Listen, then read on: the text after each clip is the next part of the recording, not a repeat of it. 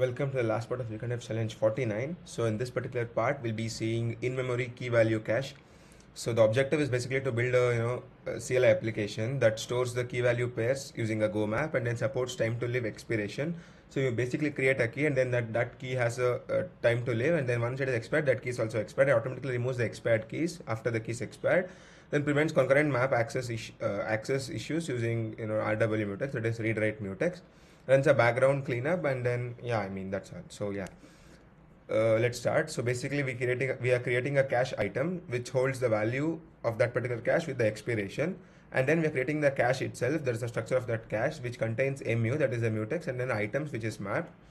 So then we have to initialize the map the elements with that particular map with the cache item. So basically we're mapping the cache item with the this thing, all the elements, and then then we have the we give the cleanup interval. So once the cleanup interval comes, then it starts automatic sweeping in the background, and then we have to add a key, and then with the time to live duration. So then we are setting up a key with a value and then the time to live duration for that particular key. Once it is less than 0, then it is expired. So we first unlock it and then we unlock the key. Then again the cache item now has the expiration as time, that is with the time to live, that is expiration time, and then the value is basically equal to the value. We have to retrieve the key by value.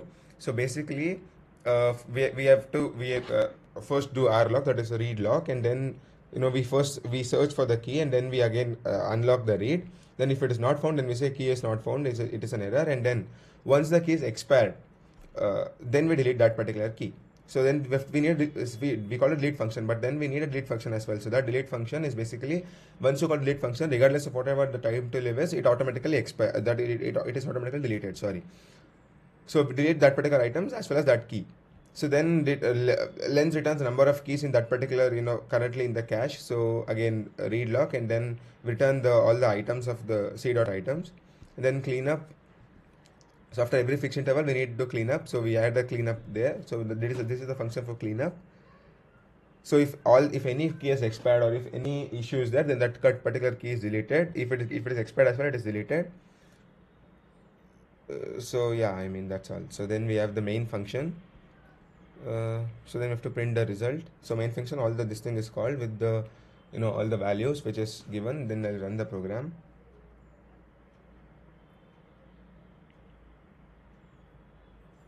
So background sweep would be done in every 30 seconds, and you can see time to live is 2 seconds, so it will expire after 2 seconds, and it expired. So now cache has 0 keys currently. So I'll submit the program. Hope you understood the solution. So test case has passed, and that's it for this student. That's it for this weekend as well. So you can practice all these problems on the CodeChef platform. So give this a try, and if you want to practice more such problems or get yourself ready for interviews, then you can always go pro on CodeChef. So check out that as well. So I'll see you in the next weekend. Thank you guys.